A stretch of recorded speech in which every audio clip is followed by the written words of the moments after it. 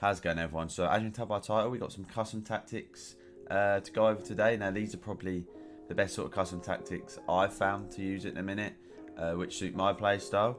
Obviously everyone's custom tactics are most likely going to be a bit different depending on play styles and teams and stuff like that. But this is a team I'm currently using.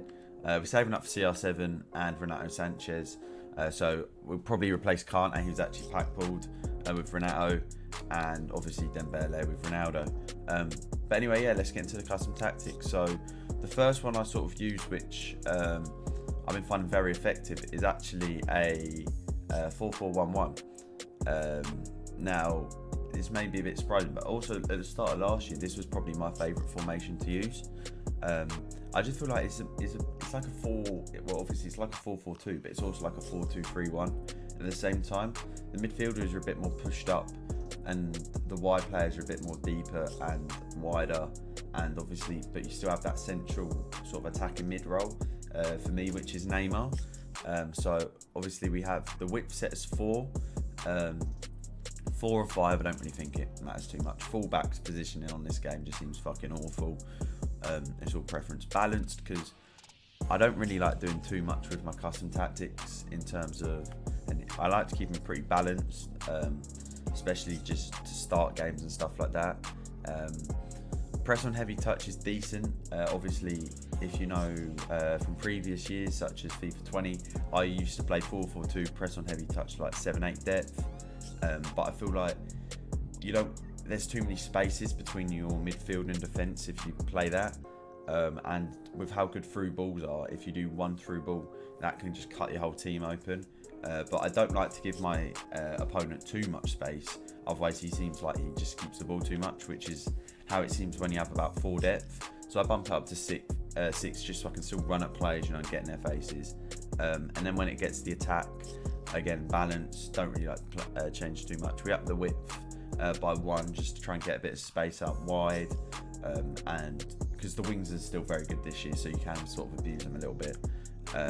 We put it on 7 for players in the box, so we get 4 in. So that's our striker, our opposite winger, our centre forward, and one of our centre mids. I don't cross too much, but I know the R1X crosses are very, very effective. Corners and stuff are just preference.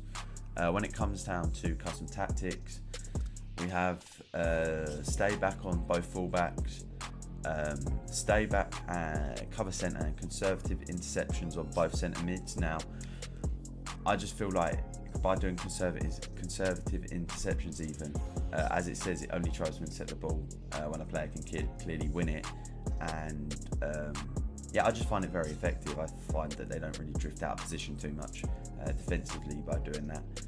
The wingers, I just keep on balance. I don't really do too much with, because they'll get into the box when they need to, because of how high I have my crossing.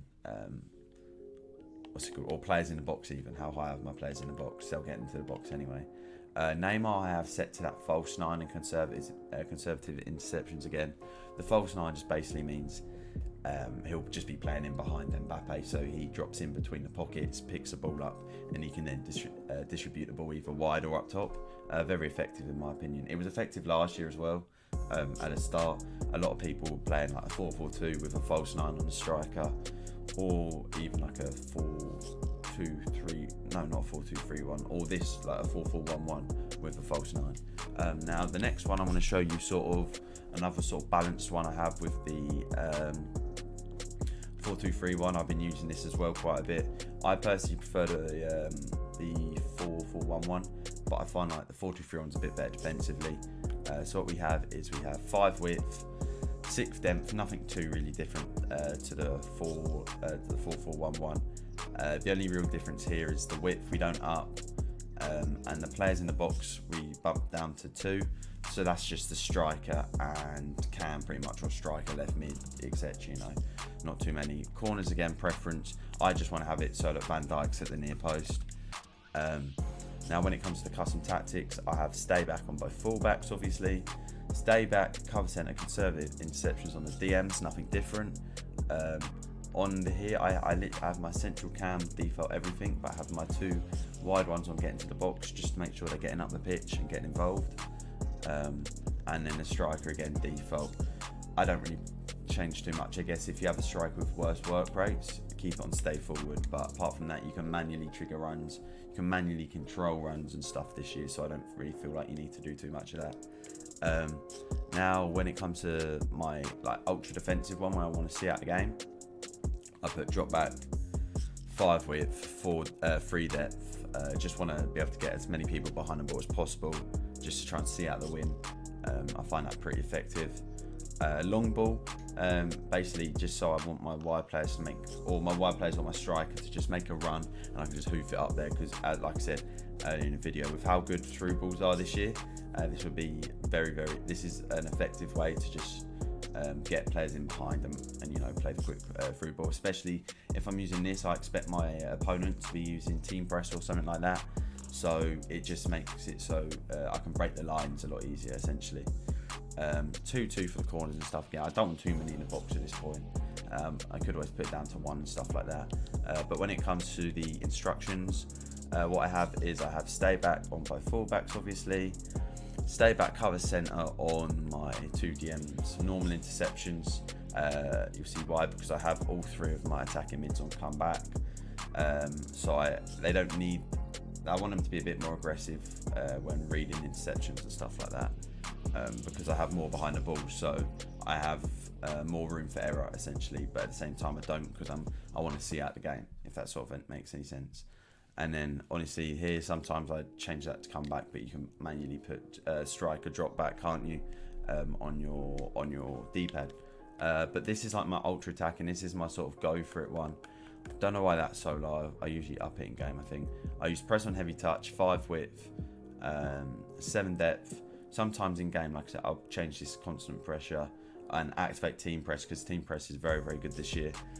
Like I said, I want my team a lot higher in the pitch, so that's why I put the depth up. Long ball again, I get people in behind. It's either long ball or fast build up for me, and sometimes it depends on my opponent and how they're playing as to what one I want to use. But both are effective when going for it. 4-4, 3-3, something like that. It doesn't really matter. Again, all preference. Fullbacks obviously stay back still. I keep my right centre mid, my more defensive one, stay back cover centre. Again, I keep it on normal interceptions because I don't want them to be too conservative with it. I want them to still go for it a little bit more now. I put my left centre mid on balanced everything apart from cover centre. Still want him central in the pitch. My wingers, I just put get into the box on. I keep it on basic defensive support because I don't want them dropping back too far, but I don't want them not dropping back at all to help, because I obviously need to win the ball back. And then my strikes, I just keep balanced everything. I don't really see much of a difference by doing this, but yeah, it's very effective. Personally, I've been using these tactics in Div 1 and they've been working very well for me. And I believe they should be very effective when going into weekend league. Obviously, not everyone's going to have a team like mine. Some people may have better teams, some people may have worse, but they are very effective against better players and worse players than myself when I've used them. Sometimes as well, one thing I have done is on the 4-4-1-1. Say you don't want to be as aggressive with pressing and stuff like that with the balance. I tried out 4-4. It works well, especially against better players, obviously. But again, the issue is I find that by doing so, you give your opponent a lot more of the ball in the midfield, and he can just control the game like that. So that's personally why I use six depth even, and even higher on some, just because I don't like to be to the point where I want to be going all out to begin with. But I don't want to give my opponent too much respect, essentially, with how they're playing, because I want to be the one on the front foot. I want to be the one, trying to keep the ball, trying to create the chances. I don't really want to give them the space to just control that and set the tempo themselves, if that makes any sense. But yeah, no, obviously I hope rewards went well today. If you did enjoy the video, do leave a like. Comment what you think of the tactics. Subscribe if you are new, and I'll be live streaming my games on my Twitch. I believe Friday and Sunday. I don't know if I'll be streaming Saturday, but we'll see. So hopefully I can see some of you there. I'll be streaming on 30. But yeah, no, like I said, I hope these tactics can help you out when going into weekend league. And yeah, Hopefully weekend league goes well, and I'll hopefully see you guys tomorrow in a bit.